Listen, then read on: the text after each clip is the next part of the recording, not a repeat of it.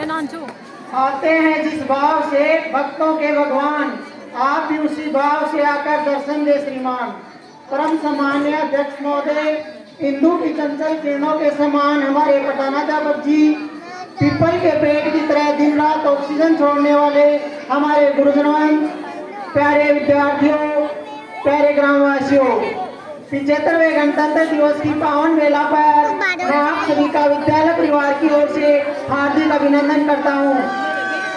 मना रहे गणतंत्र हमारा है ये दिवस कुछ खास, मिटे दिलों की दूरियां और बड़े विश्वास, भाईचारा बढ़े हमेशा, मिटे ये भ्रष्टाचार। आप हमारे यहाँ पधारे, हम करते हैं आभार। आज ही के दिन 1950 में हमारे देश का संविधान लागू हुआ था। हमारे देश का संविधान विश्व का सबसे बड़ा और लिखित संविधान है, जिसे 2 वर्ष 11 माह 18 दिन की अथक मेहनत से विभिन्न देशों की संविधानों की सहायता से निर्मित किया गया। अपने लिए तो सभी जीते हैं, औरों के लिए जिए उसी का जीना है। अरे मौत तो एक दिन आती है सभी को, लेकिन जो देश के काम आए उस मौत का क्या कहना है।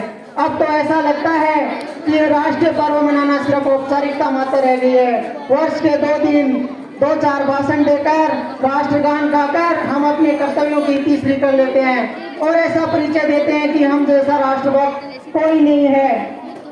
भरा नहीं जो भाव से, बहती जिसमें रसदार नहीं, अरे हृदय नहीं वह पत्थर है जिसमें स्वदेश का प्यार नहीं। वर्ष के 363 दिन तो हमें यह भी याद नहीं रहता कि हम भारतीय हैं और हमारे इस भारत देश के प्रति कुछ कर्तव्य भी हैं। हम अपने निजी स्वार्थों में लगे रहते हैं, तब निस्वार्थ सबसे ऊपर और राष्ट्रधर्म सबसे नीचे रहता है। काम ऐसा करो कि पहचान बन जाए, कदम ऐसे चलो कि निशान बन जाए। जिंदगी तो यूं ही काट लेते हैं सभी, कोई काम ऐसा करो कि मिसाल बन जाए।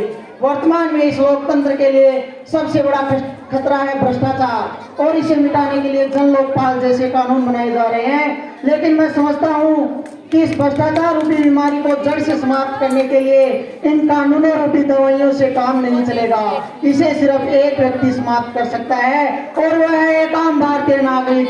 जी हाँ दोस्तों, वही भारतीय नागरिक जिसने इसे पैदा किया है।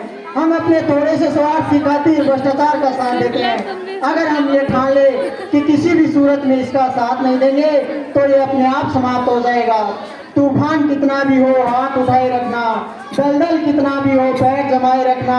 कौन कहता है छलनी में पानी नहीं रुकता, बर्फ के जमने तक हाथ लगाए रखना, बर्फ के जमने तक हाथ लगाए रखना।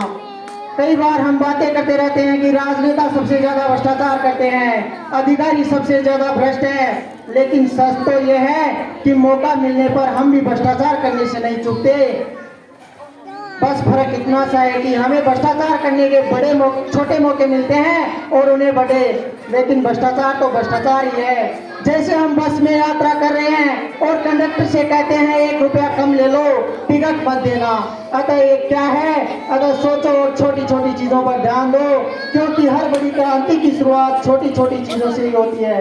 लगा सको तो बाग लगाओ, आग लगाना मत सीखो, दिखा सको तो राह दिखाओ, पथ भटकाना मत सीखो।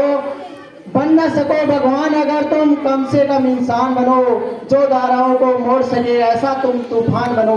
इसी आशा और विश्वास के साथ